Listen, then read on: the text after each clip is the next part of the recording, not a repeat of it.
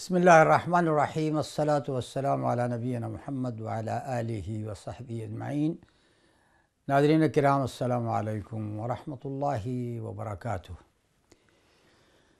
حیات طیبہ کے اس پروگرام میں ہم رسول اللہ صلی اللہ علیہ وسلم کی زندگی کے واقعات، چیدہ واقعات آپ کے سامنے پیش کر رہے ہیں۔ اس سے پہلے کی دو نشستوں میں نبی صلی اللہ علیہ وسلم کی زندگی کے ابتدائی واقعات پیش کیے گئے ہیں، اور ہم نے اس میں یہ بتایا تھا پچھلے پروگرام میں کہ جب آپ کی عمر تقریباً 35 سال تھی تو اس وقت یہ واقعہ پیش آیا جو کہ کعبے کی اثر نو تعمیر کا تھا، اور جس میں ایک جھگڑا نزاع پیدا ہو گیا تھا کہ حجر اسود کو ہر قبیلہ رکھنا چاہتا تھا اس کی جگہ پر، اور نبی صلی اللہ علیہ وسلم نے پھر اس کا فیصلہ کیا اور اس طریقے سے اس نزاع کا خاتمہ ہوا۔ اور ہم نے یہ بات بھی بیان کی تھی کہ اہل مکہ نے، قریش نے، اہل جاہلیت نے کعبہ کی اثر نو تعمیر کے وقت یہ عہد کیا تھا کہ ہم کعبے کی تعمیر میں کوئی حرام کمائی کا ایک پیسہ تک نہیں صرف کریں گے، حلال اور طیب آمدنی کے ساتھ بیت اللہ کی تعمیر کی جائے گی۔ اور اسی وجہ سے وہ حصہ جسے آج کل حتیم کہا جاتا ہے، یہ حصہ تعمیر ہونے سے بچ گیا تھا، اور صرف اسی وجہ سے کہ ان کے پاس اتنا پیسہ نہیں تھا کہ وہ ساری عمارت کی تعمیر کر سکیں۔ تو جو حصہ بچ گیا وہ بھی کعبہ ہی کا حصہ ہے، اسے حتیم کہا جاتا ہے۔ اور نبی صلی اللہ علیہ وسلم نے، یہاں پر میں ایک اور مسئلہ بیان کر دوں کہ بہت بعد میں، یعنی فتح مکہ کے بعد، جب نبی صلی اللہ علیہ وسلم کے پاس یا آپ کی حکومت میں مدینہ اور مکہ دونوں شامل تھے، اس وقت آپ نے حضرت عائشہ سے کہا تھا رضی اللہ تعالی عنہ کہ میں چاہتا ہوں کہ کعبے کی تعمیر انہی بنیادوں پر دوبارہ کر دوں کہ جن بنیادوں پر حضرت ابراہیم نے اس کی تعمیر کی تھی، یعنی جس میں حتیم بھی شامل ہے۔ لیکن میں ایسا نہیں کرتا، کس لیے؟ وہ اس لیے کہ تمہاری قوم نئی اسلام میں داخل ہوئی ہے۔ چونکہ یہ لوگ نئے اسلام میں داخل ہوئے، فتح مکہ کے بعد بے شمار لوگ مسلمان ہو گئے تھے، تو اگر یہ دیکھیں گے کہ نبی صلی اللہ علیہ وسلم نے اس کعبے کو، کہ جس کو وہ اپنی آنکھوں سے ساری عمر دیکھتے رہے ایک خاص شکل میں، اس کو گرا کے اس کی شکل تبدیل کر دی ہے، تو ہو سکتا ہے یہ بات ان کے لیے قابل برداشت نہ ہو اور اس کی وجہ سے پھر وہ اسلام سے پھر جائیں۔ تو نبی صلی اللہ علیہ وسلم نے اس حکمت کی بنا پر کعبے کی دوبارہ تعمیر نہیں کی تھی، اور اس سے یہ بات بھی معلوم ہوئی کہ اگر کوئی چیز دین کے اندر ہمیں نئی معلوم ہوتی ہے اور پھر ہم کہتے ہیں کہ چونکہ یہ نبی صلی اللہ علیہ وسلم نے یہ بات نہیں کی تھی، آپ اس بات کو شروع کر رہے ہیں، تو یہ بدعت ہے، اور بدعت جیسے کہ نبی صلی اللہ علیہ وسلم نے خود کہا ہے وہ کل بدعت ضلالہ، ہر بدعت ضلالت ہے، گمراہی۔ تو اس وجہ سے اسلام میں بدعت کی گنجائش نہیں ہے، کسی نئی بات کی گنجائش نہیں ہے۔ اب اس کے اوپر یہ سوال پیدا ہوتا ہے کہ اگر کسی شخص نے ایک ایسی بات کی جو کہ نبی صلی اللہ علیہ وسلم نے نہیں کی تھی، لیکن آپ نے اس کی خواہش کا اظہار تو کیا تھا نا، تو اس کے بارے میں آپ کیا کہیں گے؟ تو ہم اس حدیث سے یہ اصول اخذ کرتے ہیں کہ نبی صلی اللہ علیہ وسلم کے زمانے میں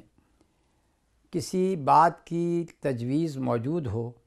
کسی بات کے کرنے کے اسباب موجود ہوں،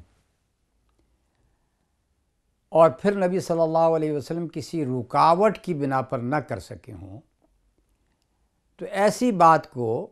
اگر بعد میں کیا جائے تو اسے بدعت نہیں کہا جائے گا۔ دو باتیں ہو گئیں۔ پہلی بات تو یہ کہ اس چیز کے کرنے کا داعیہ انسینٹیو موجود ہو، جیسے کہ کعبے کی تعمیر تھی، انسینٹیو موجود تھا، نبی صلی اللہ علیہ وسلم حکمران تھے، آپ اسے دوبارہ بنا سکتے تھے، اور دوسری شرط یہ ہے کہ کوئی رکاوٹ بھی نہ ہو۔ اگر رکاوٹ کی بنا پہ آپ نے ایسا کام نہیں کیا تو جب رکاوٹ دور ہو جائے تو وہ کام آپ کر سکتے ہیں۔ تو نبی صلی اللہ علیہ وسلم نے خود ہی اپنی حدیث سے بیان کر دیا کہ یہ رکاوٹ میں دیکھتا ہوں کہ کہیں بہت زیادہ لوگوں کے دلوں میں خلفشار نہ پیدا ہو جائے، دین چھوڑ کے بھاگ نہ جائیں۔ یہ دیکھیں کہ نبی صلی اللہ علیہ وسلم نے تو کعبے تک کو گرا دیا، جو کعبہ حضرت ابراہیم نے بنایا تھا اس شکل میں، جس شکل میں وہ دیکھتے تھے اس شکل سے انہوں نے بدل دیا، تبدیل کر دیا۔ تو یہ ایک رکاوٹ آپ نے دیکھی جس کی وجہ سے آپ نے یہ کام نہیں کیا۔ تو اسی طریقے سے ہم یہ کہیں گے کہ کوئی بھی نئی چیز جو کہ دین میں کی جا رہی ہو اور جسے کہ آپ کہتے ہیں کہ یہ کرنی چاہیے، ہم اس کے بارے میں یہی دو سوال کریں گے کہ کیا اس کا داعیہ انسینٹیو موجود تھا نبی صلی اللہ علیہ وسلم کے زمانے میں؟ اگر موجود تھا، اور دوسری بات یہ کہ پھر حضور نے اس کو کیوں نہیں کیا، کسی رکاوٹ کی بنا پہ نہیں کیا، تو پھر تو ٹھیک ہے، اگر رکاوٹ دور ہو جاتی ہے تو آپ اس کام کو کر سکتے ہیں۔ مثال سے یہ بات واضح ہو جائے گی، نبی صلی اللہ علیہ وسلم کی وفات کے فوراً بعد حضرت ابوبکر کے زمانے میں قرآن کو جمع کیا گیا، یعنی قرآن لکھا ہوا موجود تھا لیکن مختلف چیزوں کے اوپر موجود تھا۔ اس کے اندر ہرن کی کھال بھی تھی جس کے اوپر لکھا جاتا تھا، اسی طریقے سے اونٹ کی شانے کی ہڈیاں ذرا چوڑی ہوتی ہیں اس کے اوپر بھی لکھا جاتا تھا، کپڑے کے اوپر بھی لکھا جاتا تھا، اور کاغذ کی شکل میں جو کچھ بھی موجود تھا اس وقت اس کے اوپر بھی لکھا جاتا تھا۔ گویا قرآن کی آیات، قرآن کی صورتیں تھیں لکھی ہوئی لیکن بکھری ہوئی تھیں۔ زبانی طور پر سب جانتے تھے کہ قرآن کی ابتدا سورہ فاتحہ سے ہوتی ہے، پہلی سورت ہے، اس کے بعد پھر سورہ بقرہ ہے، پھر سورہ آل عمران ہے، سورہ نساء ہے، سورہ مائدہ ہے، سورہ انعام ہے، یہ ساری کی ساری ترتیب، اور آخر میں معوذتین ہے،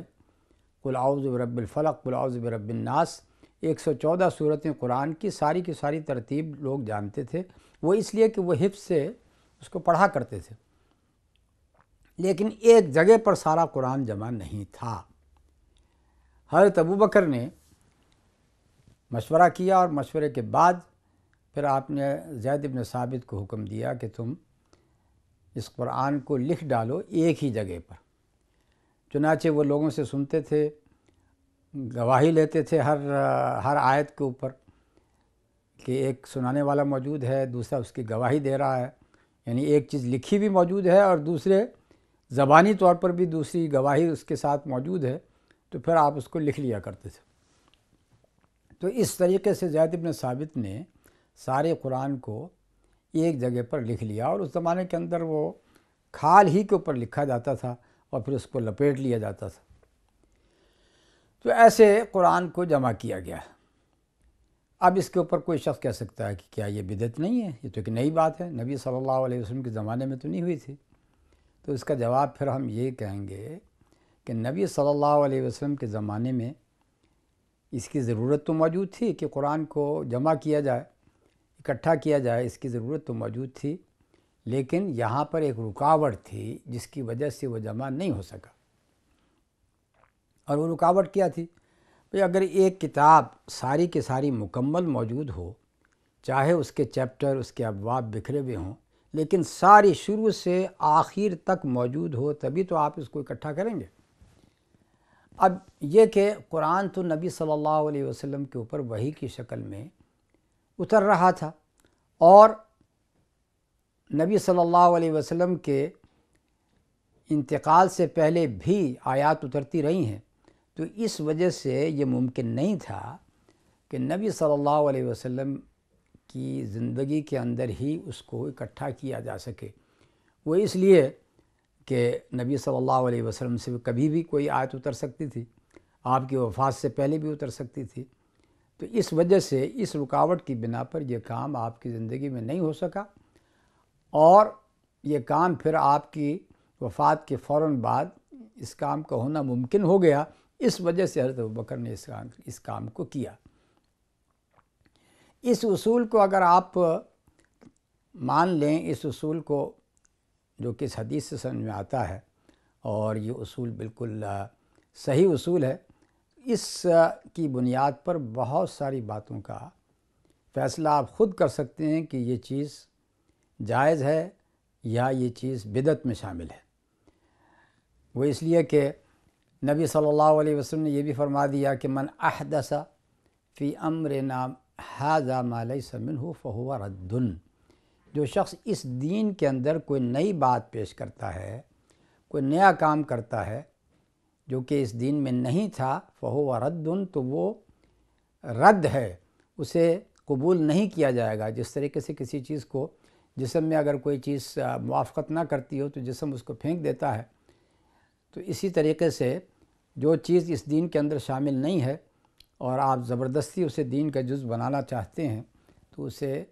رد کر دیا جائے گا، اسے پھینک دیا جائے گا۔ تو یہ ایک اصول بہت ہی سنہری اصول ہے، اور اس سے ہمارے بہت سارے مسائل کا حل نکل آتا ہے۔ اب آپ دیکھیے، اسی نبی صلی اللہ علیہ وسلم کی اسی بات کو لے لیجئے کہ آپ نے حضرت عائشہ سے کہا کہ اگر تمہاری قوم نئی اسلام میں داخل نہ ہوئی ہوتی تو میں کعبے کو اثر نو قواعد ابراہیم پر تعمیر کرتا۔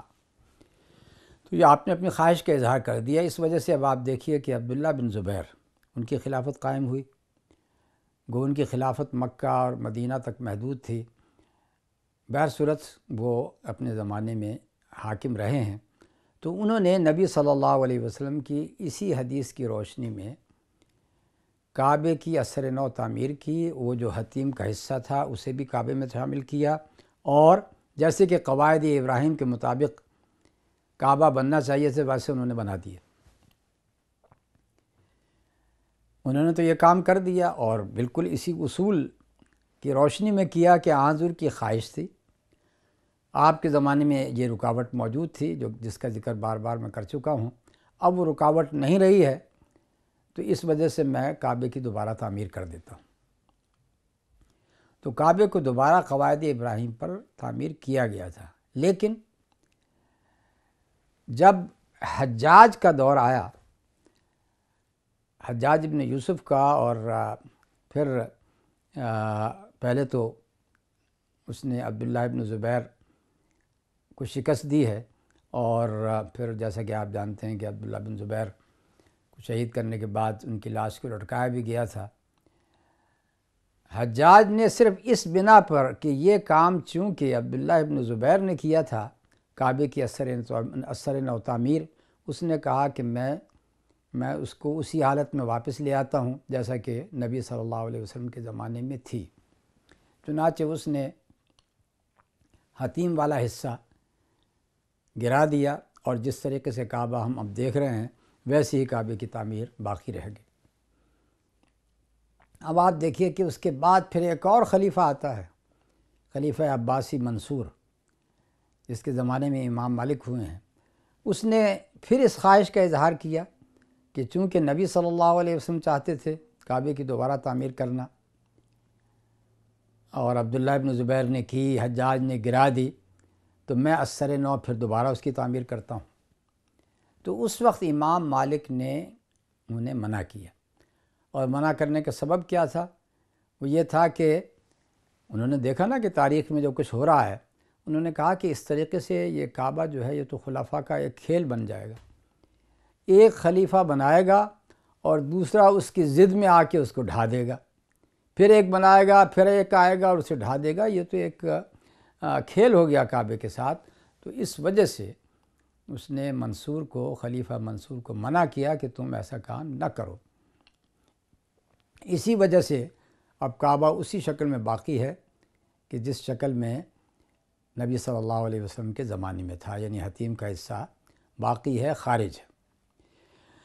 اب اگلی بات کی طرف چلیے۔ نبی صلی اللہ علیہ وسلم اپنی عمر کے اس مرحلے میں 40 سال آپ کی عمر ہو چکی ہے، اور اس 40 سال سے ذرا پہلے یعنی 3 سال پہلے نبی صلی اللہ علیہ وسلم مکے سے ذرا فاصلے پر ایک پہاڑی کے اوپر ایک غار ہے، غار اسے کہا جاتا ہے، وہ تو میں نے خود بھی دیکھا ہے، اور ایک زمانے میں میں وہاں تک گیا بھی ہوں۔ تو یہ دراصل پہاڑ کی چوٹی ہے، اور وہاں پر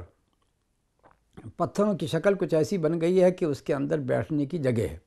اسے اب آپ غار کہہ لیجئے، عام طور پر غار تو کہا جاتا ہے جو کہ زمین کے اندر ہو، تو یہ تو بالکل پہاڑ کی چوٹی کے اوپر ایک جگہ ہے۔ تو تقریباً یہ 4 میٹر کے قریب اس میں گنجائش ہوگی، اور یعنی ایک طرف سے 4 میٹر اور دوسری طرف سے تقریباً 1.5 میٹر کے قریب۔ تو نبی صلی اللہ علیہ وسلم خاص طور پر رمضان کے مہینے میں کچھ زاد راہ اپنے ساتھ لے لیتے، پانی لے لیا، ستو لے لیا، کھجوریں لے لیں، اور اس کے بعد پھر آپ کئی دن اور کئی راتیں وہاں پر گزارا کرتے تھے، اسی غار کے اندر، جسے غار حرا کہا گیا۔ آج کل اس پہاڑ کو جبل النور کہتے ہیں، روشنی کا پہاڑ۔ نبی صلی اللہ علیہ وسلم وہاں پر کیوں جایا کرتے تھے؟ اب دیکھیے کہ یہ اللہ تعالیٰ کی طرف سے یہ سب کچھ ہو رہا ہے، نبی صلی اللہ علیہ وسلم اس عمر تک پہنچے ہیں جو کہ پختہ عمر ہے، اور پھر اس کے بعد پھر آپ کے ذہن میں یہ سارے کے سارے سوالات اٹھتے ہیں کہ انسان کو کیوں پیدا کیا گیا ہے، انسان کے پیدا کرنے کا مقصد کیا ہے، ہمیں کس طریقے سے زندگی کو گزارنا چاہیے۔ یہ ساری باتیں اور ان میں غور و فکر کرنے کے لیے رسول اللہ صلی اللہ علیہ وسلم غار حرا میں جایا کرتے تھے۔ تیسرے سال یعنی اس طریقے سے جب آپ 1 2 3 سال گزار چکے، تیسرے سال رمضان ہی کا مہینہ تھا اور 21 دن رمضان کے گزر چکے تھے، اور یہ تاریخ بنتی ہے تقریباً 10 اگست 610 عیسوی کی۔ 10 اگست اور 610 عیسوی نبی صلی اللہ علیہ وسلم اسی غار کے اندر تشریف فرما ہیں، اور پھر وہ عظیم واقعہ پیش آیا کہ جس سے آپ کی بعثت کا آغاز ہوتا ہے۔ جبرائیل علیہ السلام تشریف لاتے ہیں اور نبی صلی اللہ علیہ وسلم کو وہ بھیجتے ہیں اور کہتے ہیں کہ اقرا، پڑھیے، اور نبی صلی اللہ علیہ وسلم کہتے ہیں ما انا بقارئ، میں تو نہیں پڑھ سکتا۔ پھر بھیجتے ہیں، پھر کہتے ہیں اقرا، آپ کہتے ہیں ما انا بقارئ۔ تیسری دفعہ انہوں نے پھر وہ پوری آیت پڑھی، اقرا بسم ربک الذی خلق، خلق الانسان من علق، اقرا وربک الاکرم الذی علم بالقلم، علم الانسان ما لم يعلم۔ یہ پہلی وحی ہے جو نبی صلی اللہ علیہ وسلم پر نازل ہوئی، اور اس پہلی وحی میں آغاز ہی اس چیز سے کیا گیا ہے کہ جس پر ہمیں فخر ہونا چاہیے، اقرا، پڑھنے لکھنے کے اوپر۔ اس میں اقرا کا بھی ذکر ہے اور اس میں قلم کا بھی ذکر ہے، پڑھنے کا لکھنے کا دونوں چیزوں کا ذکر ہے، جس سے یہ بھی معلوم ہوا کہ ہمارے دین کی بنیاد وہ کوئی روایات نہیں ہیں، کوئی سپرسٹیشن نہیں ہے، کوئی وہمیات نہیں ہیں، اوہام نہیں ہیں، بلکہ ہمارے دین کی بنیاد لکھنے پر ہے، پڑھنے پر ہے۔ اللہ تعالیٰ نے جو علم دیا ہے انسان کو، اس علم کے اوپر ہے۔ تو جس دین کی بنیاد ہی اتنی عمدہ ہو، اتنی پختہ ہو، اس میں پھر اعتبار کرنا ایسی چیزوں کا کہ جو بالکل بے سر و پا ہوں، جن کی نہ کوئی بنیاد ہو، نہ جن کی کوئی حقیقت ہو، ایسی چیزوں کو دین کا جزو سمجھنا اور اس کے بعد پھر اس دین کے اندر تفریقہ پیدا کرنا، یہ ہمارے لیے کسی طریقے سے مناسب نہیں ہے۔ ہمیں تو ہمیشہ فخر ہونا چاہیے کہ تمام ادیان کے مقابلے میں دین اسلام یہ دلائل کے اوپر اور ٹھوس دلائل کے اوپر اس کی بنیاد ہے، لکھنے پڑھنے پر اس کی بنیاد ہے، تقلید اور اوہام اور خرافات پر اس کی بنیاد نہیں ہے۔ تو نبی صلی اللہ علیہ وسلم کے ساتھ جب یہ تجربہ ہوا پہلی وحی کا، تو آپ ظاہر ہے گھبرائے کہ یہ میرے ساتھ کیا ماجرا پیش آیا۔ چنانچہ آپ جب گھر پہنچے ہیں اور حضرت خدیجہ سے کہتے ہیں زملونی زملونی، میرے اوپر چادر اڑاؤ، میرے اوپر چادر اڑاؤ، اس وقت یعنی آپ اس کیفیت کے اندر آپ نے یہ بات کی ہے۔ اور جب حضرت خدیجہ کو یہ ساری کی ساری بات معلوم ہوئی تو دیکھیے کہ حضرت خدیجہ کتنی زیرک خاتون تھیں، کتنی عقل مند خاتون تھیں۔ کوئی عام عورت ہوتی تو وہ تو فوراً سر پکڑ لیتی کہ پتہ نہیں کوئی بھوت پریت کا واقعہ ہو گیا، کوئی جن آ گیا۔ عام طور پہ تو یہی کہا جاتا ہے نا کہ فلاں کے اوپر جن آ چکا ہے، اور اس کے بعد جو کچھ ہوتا ہے آپ سب اپنی آنکھوں سے دیکھتے ہیں۔ حضرت خدیجہ نے نبی صلی اللہ علیہ وسلم کو دلاسا دیا، یہ الفاظ کہے جو کہ سیرت کی کتابوں کے اندر محفوظ ہیں، ما یخزیک اللہ ابدا، اے محمد صلی اللہ علیہ وسلم اللہ تعالیٰ آپ کو کبھی رسوا نہیں کریں گے۔ کیوں؟ انک لتصل الرحم، آپ تو اپنے رشتہ داروں کو یعنی رحمی رشتوں کو آپ جوڑتے ہیں۔ وتحمل الکل، اگر کسی کے اوپر بوجھ ہو، قرض کا بوجھ ہو، مالی پریشانی کا بوجھ ہو، تو آپ تو اس بوجھ کو رفع کرنے میں اس کی مدد کرتے ہیں۔ وتکسب المعدوم، وہ لوگ جن کے پاس روزی کا کوئی سامان نہیں ہے، ایسے لوگوں کے لیے آپ محنت کر کے انہیں کما کے دیتے ہیں۔ وتقری الضیف، مہمان آتا ہے تو آپ اس کے مہمان نوازی کرتے ہیں۔ وتعین علی نوائب الحق، اور کوئی بھی مشکل آ جائے حق کے راستے میں تو آپ اس کے اوپر پہلے شخص ہیں جو اس کے اوپر کھڑے ہوتے ہیں اور اس کو پھر فیس کرتے ہیں، اس کو جھیلتے ہیں۔ اور پھر انہوں نے کہا کہ میرے چچا زاد بھائی ورقہ ابن نوفل ہیں۔ ورقہ ابن نوفل یہ جاہلیت میں نصرانی ہو گئے تھے، عیسائی ہو چکے تھے۔ وہ اس لیے کہ وہ جاہلیت کے جتنے بھی رسومات تھیں ان سے وہ بیزار تھے، تو اس وقت دین عیسائیت ہی تھا، چاہے اس کی کیسی بھی شکل تھی، لیکن اس سے پہلے حضور سے پہلے تو وہی دین چلا آ رہا تھا۔ اس وجہ سے ورقہ ابن نوفل عیسائی ہو چکے تھے، تو انہوں نے یہ کہا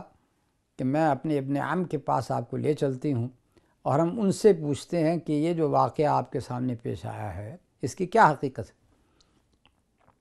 تو اس طریقے سے حضرت خدیجہ بنت خویلد رسول اللہ صلی اللہ علیہ وسلم کو ساتھ لے کر ورقہ ابن نوفل کے گھر آئیں اور ان سے ساری کی ساری بات ذکر کی۔ انہوں نے یہ بات سننے کے بعد جو پہلی بات کہی، کیا کہی؟ انہوں نے کہا کہ ھذا الناموس الذی انزل اللہ علی موسیٰ علیہ السلام، یہ تو وہی ناموس ہے، یہ وہی اللہ کا رسول ہے، اللہ کا پیغامبر ہے جو کہ موسیٰ علیہ السلام کے اوپر اترا کرتا تھا۔ یعنی یہ چیز اللہ تعالیٰ کی طرف سے ہے، تمہارے اوپر وحی آئی ہے۔ اور اس کے بعد پھر انہوں نے یہ بھی کہا کہ ایک وقت آئے گا کہ تمہاری قوم تمہیں مکے سے نکال دے گی۔ یا لیتنی فیہا جزعا، اے کاش کہ اس وقت میں اتنا جوان ہوتا، اتنی میرے میں طاقت ہوتی کہ میں تمہارا دفاع کر سکتا، تمہارے سامنے سینہ سپر ہو جاتا۔ تو نبی صلی اللہ علیہ وسلم نے بڑے تعجب سے پوچھا ابا مخرجیہ ہم، کہ یہ لوگ جو کہ ہمیشہ میرا دم بھرتے ہیں، مجھے الصادق المصدوق کہتے ہیں، مجھے امین کہتے ہیں، امانت دار کہتے ہیں، دیانت دار کہتے ہیں، میری تعریف میں رطب اللسان رہتے ہیں، کیا یہی لوگ مجھے مکے سے نکالیں؟ ورقہ ابن نوفل کا جواب کیا تھا، انہوں نے کہا کہ کوئی بھی نبی، کوئی بھی شخص جو اس قسم کی تعلیمات لے کر آتا ہے تو پھر لوگ اس کی مخالفت کرتے ہیں، اور اسی وجہ سے پھر اس کو برداشت نہیں کر پاتے ہیں۔ اور پھر دوبارہ انہوں نے کہا کہ اگر